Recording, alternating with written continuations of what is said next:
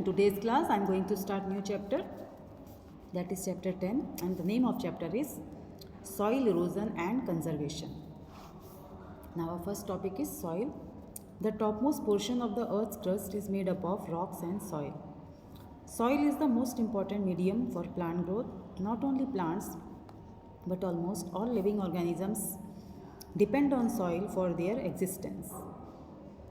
Many animals like rabbits, moles, earthworms, snake, rats, etc. live in the soil.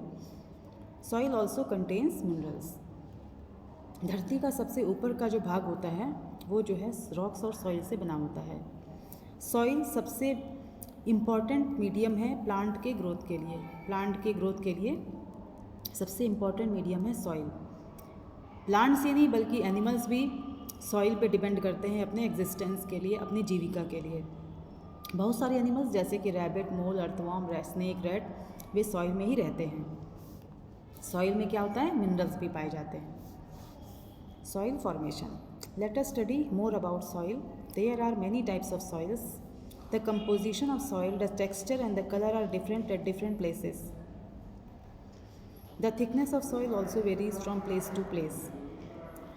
Soil जो है कई तरह के होते हैं. सॉइल कैसा है, उसमें क्या क्या है, उसका टेक्सचर कैसा है, मतलब वो ब्लैक है, येलो है, कैसा है. कलर और उसका टेक्सचर, मतलब मोटा है सॉइल या एकदम महीन सॉइल है, ये सब डिपेंड करता है. अलग अलग प्लेसेस पे अलग अलग तरह का सॉइल होता है. ठीक है. सॉइल का थिकनेस एक जगह से दूसरी जगह पे अलग होता है, वेरी करता है. मतलब एक जगह पे जैसा सॉइल है ज़रूरी नहीं है कि दूसरी जगह पे भी वैसा ही सॉइल की थिकनेस हो. Soil profile. Soil consists of 3 layers. The uppermost layer of the soil is topsoil. Most of the plants grow here. The soil below the topsoil is subsoil. It is hard with mostly small rocks. The roots of big trees only can reach this soil to fix them firmly into the soil. Below the subsoil, the soil has only big rocks. Roots cannot pass through this layer and it is known as bedrock. Now, there are 3 layers of soil. ऊपर का भाग जो है उसको बोलते हैं top soil. ज़्यादातर plants, काफ़ी सारे प्लांट्स इस टॉप सॉइल में ग्रो करते हैं. इसके नीचे की लेयर को हम बोलते हैं सब सॉइल. ये थोड़ा हार्ड होता है और ज़्यादातर इसमें सॉइल के साथ में पत्थर होते हैं, छोटे छोटे पत्थर होते हैं. ठीक है. कुछ बड़े बड़े पेड़ों के रूट्स जो हैं वो इस सॉइल तक आ जाते हैं. फिर इसके नीचे है सब सॉइल के नीचे है सिर्फ बड़े बड़े पत्थर होते हैं, जिन भाग को हम बोलते हैं बेड रॉक. इस पार्ट में प्लांट्स की या ट्रीज़ के रूट नहीं पास करते हैं, इसीलिए यहाँ इसको हम बोलते हैं bed rock. Okay. The next topic is soil erosion.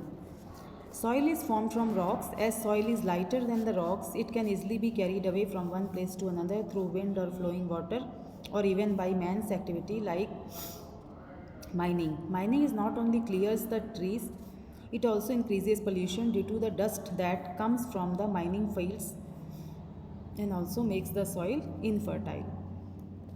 The process of carrying away the topsoil is known as soil erosion. Soil erosion makes the earth's surface uneven. Soil जो है वो rock से बना होता है. Soil is formed by the breaking up of और या weathering up of rocks.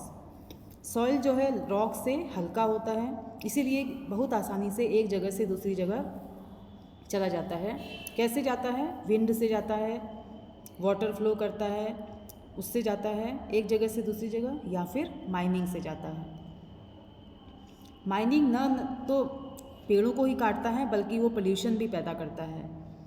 ठीक है. क्योंकि जो माइनिंग फील्ड्स होते हैं जहाँ पे माइंस बिछा के ब्लास्ट करते हैं उस जगह पे बहुत सारा प्रदूषण हो जाता है और ये सॉइल को, माइनिंग जो है वो सॉइल को इनफर्टाइल बना लेता है, मतलब उपजाऊ की जगह अनउपजाऊ कर देता है माइनिंग.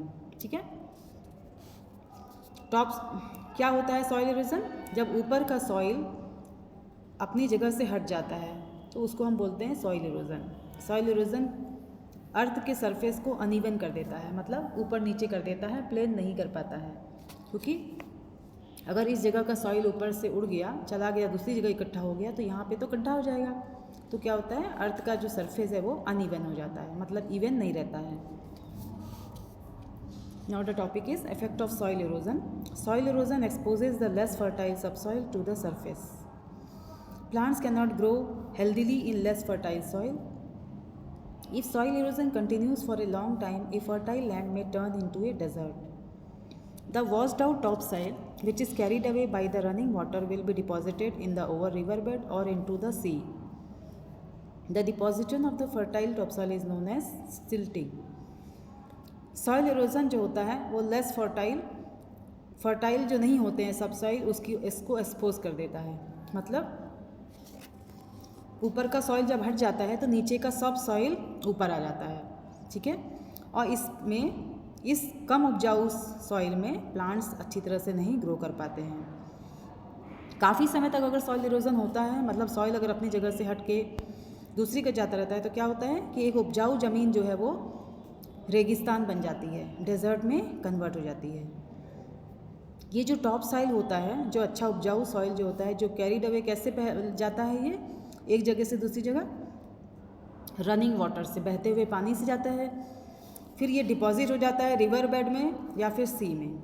मतलब जो उपजाऊ सॉइल जो होता है वो एक जगह से दूसरी जगह बहते हुए पानी से नदी के तलहटी में जमा हो जाता है या फिर समुद्र में जमा हो जाता है.